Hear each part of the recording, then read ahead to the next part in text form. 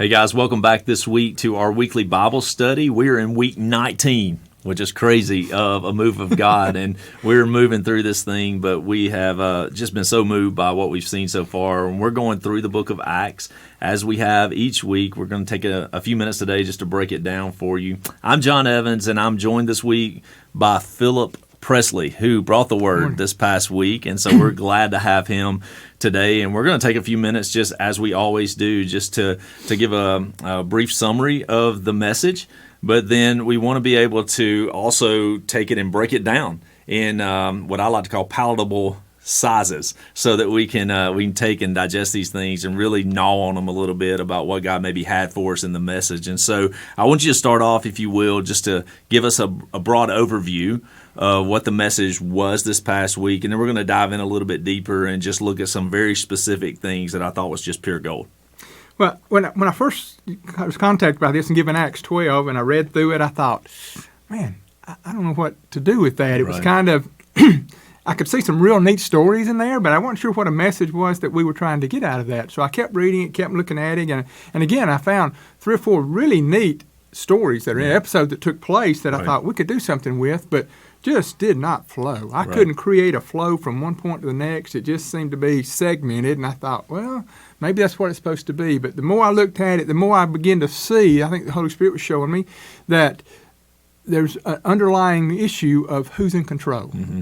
And that became obvious in each of these situations. And although they were different, they all hinged on the control factor. Right. So whether or not it was involving the death like we had to begin with, or prayer, or contentment, or anything else, understanding that God was in control of it was the message I kept seeing coming out. And then it began to flow a little better when you got to that point. Yeah. So we kind of took with it and ran with that. And again, the thing that kept coming out to me, and this, again, we'll say over and over, is that when you're in the middle of some of these situations, it's really hard to see God in control. Yeah. And I don't think that's a fault. I think that's just the reality of life, is that when our world's falling apart, to boldly stand up and say, okay, God's got this, it's in control, I'm okay, just is sometimes almost impossible to do. Unless we have, let's put a plug in, a move of God. Yeah, that's right. That's right. And it's a lot of times hard for us. You know, Gabe mentioned it Sunday, and I'll just regurgitate, if you will, what he said. But it was just that one of the hardest things in ministry is for us to pray for a family in the middle of a crisis. God, your will be done. Yep. I mean, that's so difficult because that's not what they want to hear. And certainly it makes us feel bad a lot of times because we want to pray for both. God, provide healing or provide reconciliation here, but ultimately your will be done. That's such a hard thing to do in ministry, but this is not about us. Let's talk about just a little bit about in detail what the message has for us. So there's something that I wanted you to hit on, just this idea of trusting God in the middle of those difficult circumstances. Okay. And one of the things that you said that I thought was just pure gold was you said that James was delivered through death, but Peter was delivered from death. And so talk about how that fits into this narrative of God is in control and how he uses different outcomes to provide that assurance that he is in control. I really can't probably take credit for that statement. I probably read it somewhere, but that's okay. It's still, and sometimes it's difficult to do that because we don't necessarily think of death as a good thing. Death is generally always a bad thing in our lives. And we generally don't view death as a thing that we're escaping from reality with, except in the exception of somebody that's suffering in stages of life. Then we grasp that. But somebody that's good and healthy like James was, to lose his life, we don't look at that as being delivered from something. Right. But yet, the situation he was in, he was delivered from that by death. Right. Where Peter was delivered, the situation he was from death. Right. He was going to be put to death just like James was, but was released from prison. And again, we ask why James died, why Peter didn't die. Right. Well, we don't know that, but we trust God to be in control. Right. Now, for Peter, that was an easy trust. Right. For James, that wasn't, or James' family, that certainly was not as easy a trust. But, and I said this Sunday, and this is a statement that's so true, but again, right now sitting healthy in this room, it's easy to say, but for those of us that are believers, the worst thing that happens is we woke up this morning. Right. Because there's something better for us. Right. Even in spite of, and I've got my granddaughter today, so we're going to have a blast playing, but there's something better than that out there. Yeah. And that's sometimes difficult, and especially when you're in the middle of it. If you've got a family member sick and dying that's normally healthy, it's hard to go through. Yeah, absolutely. And I think believers for all time have struggled with that, right? I mean, like you've read the Book of Martyrs and you see, this boldness in their faith of like, you want to take me, that type of thing. And we trust God in the moment. But you look back to even, Paul, as he writes to the church at Philippi, in Philippians 1:21, he says, for me to live is Christ, to die is gain. So again, it's that kind of that dichotomy there of, I want to live because I'm going to live as Christ, and I want to share the gospel with as many people as I can and show people the greatness of who God is.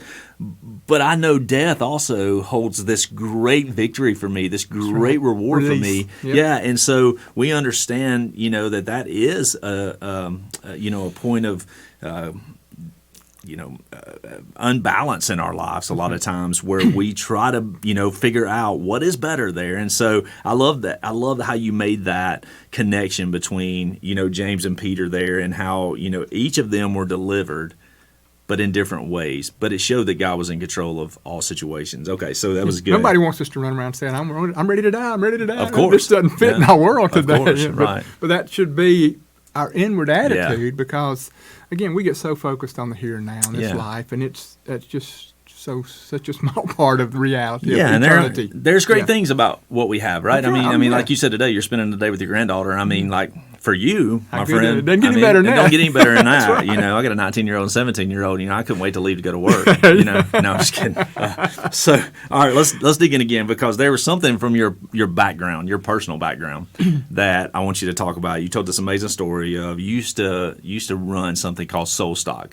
And for those of you that don't know, Soulstock was a community event that was a huge worship service that you had different artists and people from around the world come in and they sang and spoke, and it was just a big event, right? And you talk about it being an outdoor event and the fact that you were praying, God, don't let it rain this weekend, right? So tell that story because, again, you mentioned this idea of we use prayer to take control. Yeah. And so just talk about that concept and how it worked into this account. Well, so many things play into that, but of course Soulstock was a big part of our life, and we spent a whole year planning one event, for one day or 2 days that we did. And it was outside, and it was important that it didn't rain. And some years it did, and we had years that rained out that nearly destroyed us. But I remember one year in particular, we were here at Decatur at Point Mallard getting ready, and I was going home after working all day. It was a week off, the week before, and the forecast was for rain to be that Saturday. Mm-hmm. So I'm driving home in my truck, and I'm praying, God, please don't let it rain. Yeah. We've worked so hard on this. We're trusting you in this, God. I said all the right things, to God. Just really pouring my heart out. You just can't let it rain. Yeah. It just goes against. Right. And as I was praying, I happened to look over to my right, and there was a farmer planting his field. Dust coming up behind us, and he's clearly planting seed. And it's just like God showed me. He's sitting in that cab over there, and he's praying, God, thank you for letting me get this seed out. Yeah. But when I get it out, will you please let it rain? Yeah. And I thought, oh, my goodness. Yeah. Here we are both trusting God entirely. Right. And need two absolute opposite results to happen. Yeah. And I'll say in my mind right then, I thought, okay, God, I'm going to give you control. Now, it really wasn't that easy. Right, but that's what I saw out of that God was going to be in control of it. Whether it rained or didn't rain, he was still going to be in control. Sure. And there's this idea of contentment there, right? Like we have to be okay with what God's will is and what his decision is and things. And it's not that he needs our approval on anything, right? He don't need our approval. He's God, But for us to have contentment that his will is going to be accomplished and it's right. I've always said this to people. So a lot of people, when people come up with this question, why do bad things happen to good people? Look, I say this, God doesn't know any of us anything. He's right. Period. There's not any ambiguity to that. There's not any discussion that takes place. He's right. Whatever he does is right, right? And so just this idea of finding contentment in that. Okay, so you mentioned that when Peter was delivered from prison, that in his circumstance, he was sleeping soundly, trusting. I thought about, when you brought that up, the fact that in the midst of a storm on the water, Jesus was sleeping soundly. So talk about, just for a minute, how can we be content in that? You wanted rain. You wanted the rain to hold off. The farmer wanted rain. Yeah. So how can we just settle in and say, I'm going to be content with what God decides and what his will is in this moment? I don't know. Yeah. We've got to trust him. And I think that's the only reason that Peter, on death row, could sleep that soundly. Yeah. You just couldn't.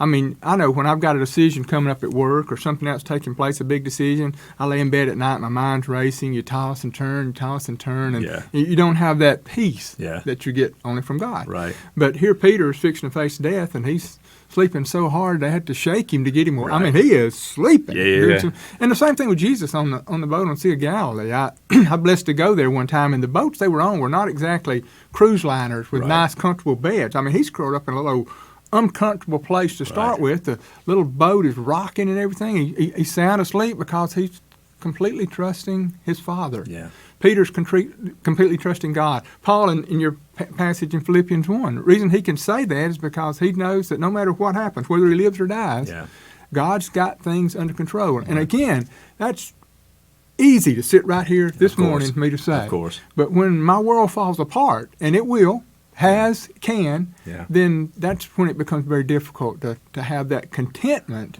But we get that only through completely trusting God to take over. Yeah, it's very true. Whether it rains or doesn't rain. That's right. It's very true. So I'll just, a little personal account here that I'll give. Right now, my dad is going through cancer. He's going through radiation right now. And week over week, I've seen him get weaker and weaker and weaker. And there's a song that I keep playing in my head as we walk through this. It's called "You're Worthy of My Song," and it just talks about no matter what. That's right. And it has a line in it that actually says, "When I sat by that hospital bed, you were worthy. When she could barely lift her head, you were worthy. Through all the tears we shed, you were worthy. You were worthy of my song." And I had to tell myself that over and over again, because I see the greatest man I ever know that's weak right now. Yeah. He's weak and he's struggling. And I have to continuously tell myself, God, throughout it, you're worthy, and I trust you completely. And so that just brings me to my last point, what I wanted to talk to you about. You can't take credit for this comment either. You told me that it was one of the guys you used to do Soulstock with. But you made this comment, and you said, when it comes to God, we should be amazed but not surprised.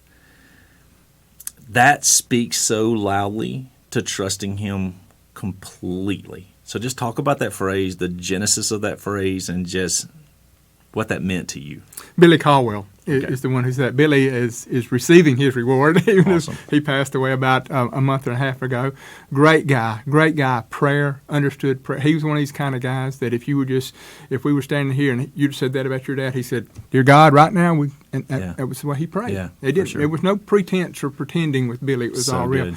And Billy was always would make some little off-the-wall comments, but he would.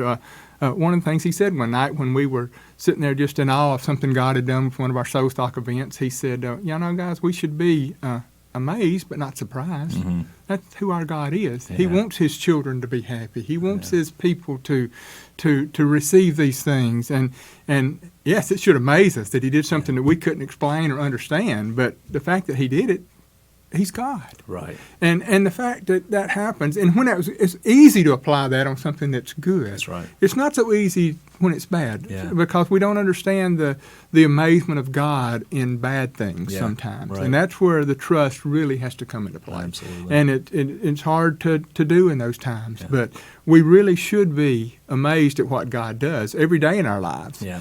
But it shouldn't surprise us because he is God, right. and he is in control and can do those things. Right, and that's the result of everything, right? The result is we should be amazed, not surprised, no matter the outcome. That's right. Right, and I think, a lot of times we get wrapped up, like you said, in wanting the good things because we pray selfishly. That's right. A lot. And God, answer my prayer, the rain thing. Answer my prayer. Yeah. Don't let it rain. Don't let it rain. But we have to pray, God, whatever your will, I completely trust you, whatever that is, whatever that looks like. And, I said a while ago as we kicked off this episode, I said one of the hardest things in ministry for us to do is to pray, God, your will be done in whatever situation. And again, I'll reference my dad's situation. I found myself sitting in the doctor's office with him last Friday, and I looked at him, frail, sitting there. I could tell he just didn't feel good.